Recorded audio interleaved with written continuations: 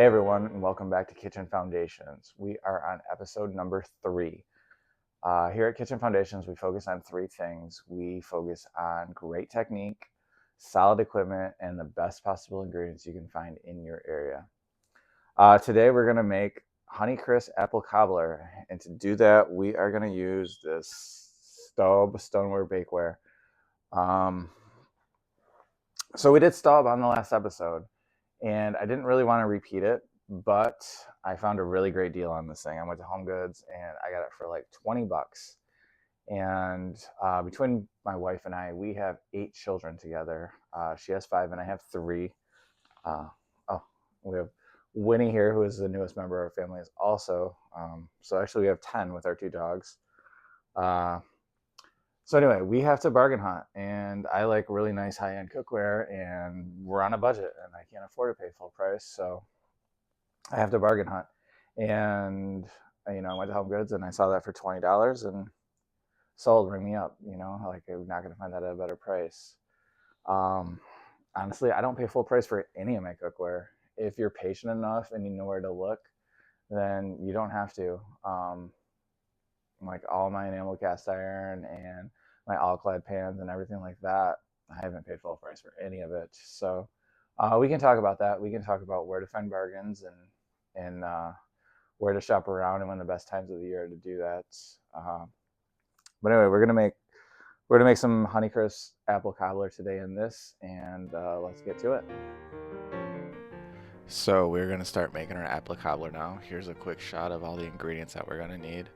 I've got some really good Honeycrisp apples. I got them from a local farm stand here in West Michigan. It's getting to be winter now, but they still have some available. So after we get our apples washed, we're going to zest and juice a lemon. And the reason we do this is because we want to get a little bit of acidulated liquid onto the apples so that they don't brown. If you leave them just bare out in the open, they're gonna brown in like, I don't know, 30 seconds to a minute. And so next we're gonna peel them all. I try to do it in one peel, but you don't have to do that if you don't want to. And I didn't do it either. So we got 10 of them peeled. We probably only needed 8, as you're gonna see here in a little bit. So you can chop them or slice them any way you want. Just the important part is to make sure that you get them all equal sizes so that they cook evenly. So I'm gonna slice mine, and as soon as we get them sliced, we're gonna throw them into the pan that we had the lemon juice and the lemon zest. So after this, you're gonna see that I quickly realized that the pan I chose was much too small. So I grabbed the Staub that we used in episode 2. So if you want to see a review on this pan, just check out the second video that we put out. And we're mixing them together a little bit so that they don't brown. I threw a lime on there because I only had 1 lemon and it wasn't enough juice. But, that's not going to really change the flavor at all anyway. Next, we're going to sweeten the apples with a cup of granulated sugar.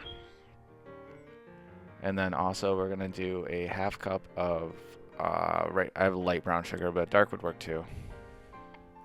And then a generous amount of cinnamon. And then also some fresh nutmeg. You can use a jar if you want, but the fresh ground makes a huge difference. It's a lot more depth in the flavor. And then we're also going to add some flour, and this is to soak up some of the water as it's cooking.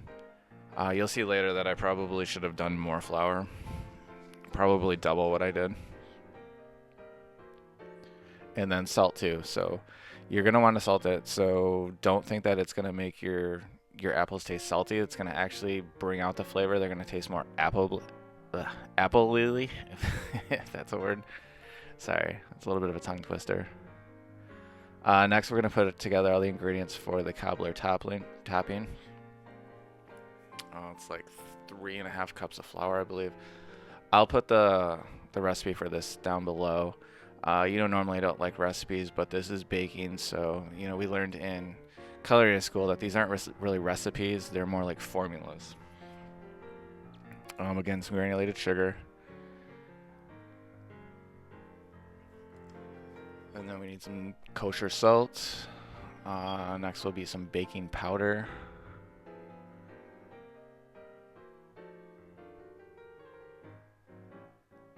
I can't remember the amounts off the top of my head, but like I said, I'll put that in the description below. And then you just kind of get the dry mixture and incorporate it together. And then this is 8 ounces of buttermilk, and then 1 shell egg.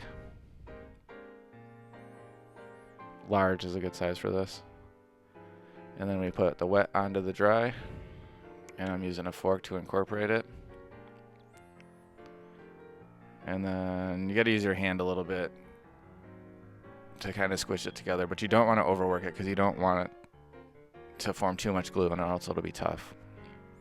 So it should look like that, like kind of like coarse breadcrumbs.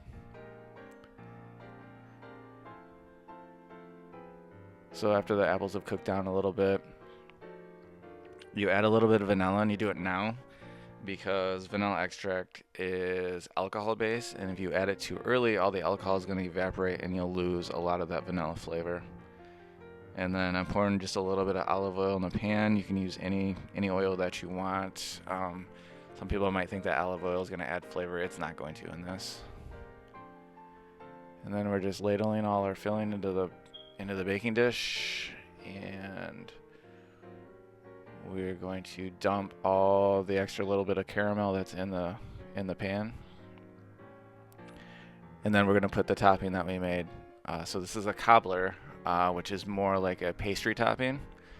If you did a crisp, it's usually like equal parts of oatmeal and sugar and butter. This is more like a biscuit-like topping. So it's not going to seem like it's all going to fit, but it will. And then we just pack it down just a little bit.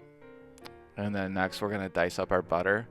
So you want to keep your butter a little bit cold, or else it'll be harder to cut. If you keep it cold, it's going to cut without kind of smashing down as much. And you kind of just randomly place that on the top of the cobbler.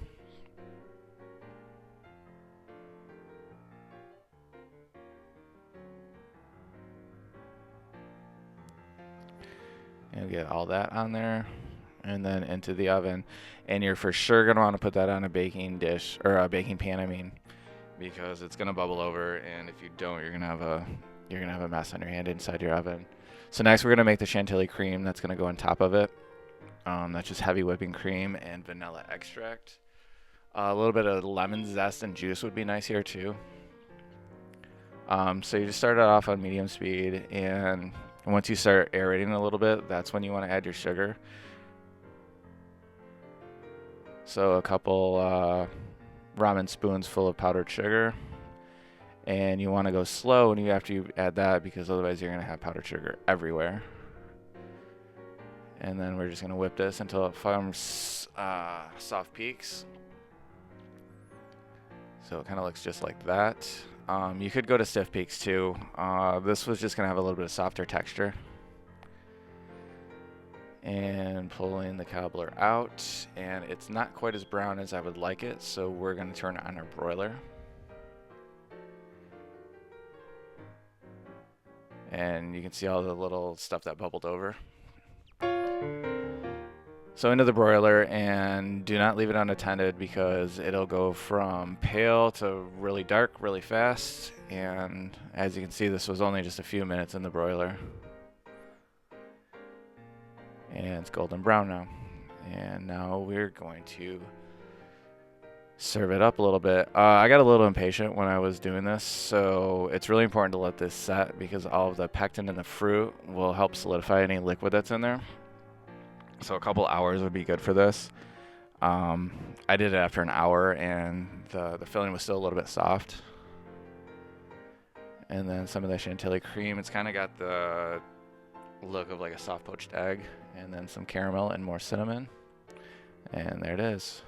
All right, so now that we use this baking dish, let's talk about it a little bit.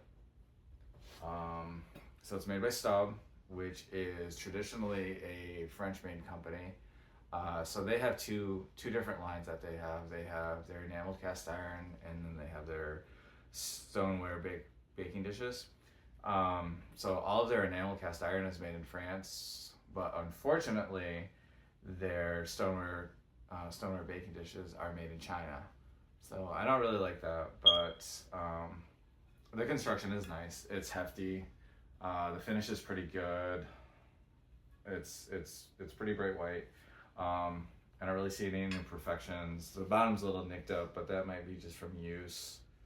But overall, the construction is pretty good. Like I said, the main thing is it's made in China, and we don't always have the same strict regulations on materials used and their processes and stuff like that. So I wish it was made in France, but it isn't. So like I said, it's 8.5 by 11. I don't remember the quart capacity. It's probably, I'm guessing 3, but overall it did really well. It's made well. It's prettier than like a glass Pyrex dish or something like that. They do make baking dishes that are enamel cast iron. We can maybe look at one of those in a future video. Whether it makes a difference or not, I'm not sure. I thought the performance on this, hi Winnie, she wants to be in the video too. So I thought the performance on this was good. I had no complaints. It baked up. The crust browned nicely, and I don't really have anything that bad to say, especially for $20. It's a good bargain, because if you wanted the cast iron version of this, it would probably be like $200 to $300. Is that worth it? I don't know. So overall, am I happy with this purchase? Yeah, I am. It's, for $20, you're not gonna really beat it. I would recommend this. If you can find something that's European or American made, maybe go with that.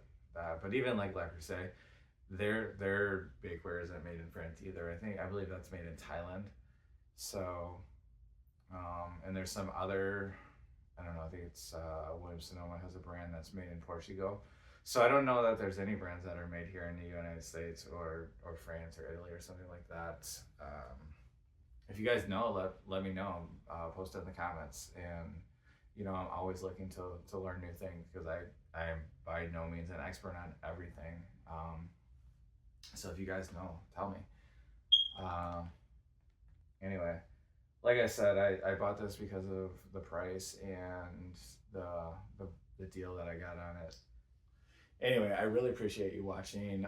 If you got any value out of this, please like and subscribe. That helps our channel out immensely. Excuse me. If you want to leave a comment, that's greatly appreciated too. I try to answer each and every one of them, and you guys have a perspective that I don't have, and I appreciate that. So thank you for watching, and I'll catch you on the next episode. Bye.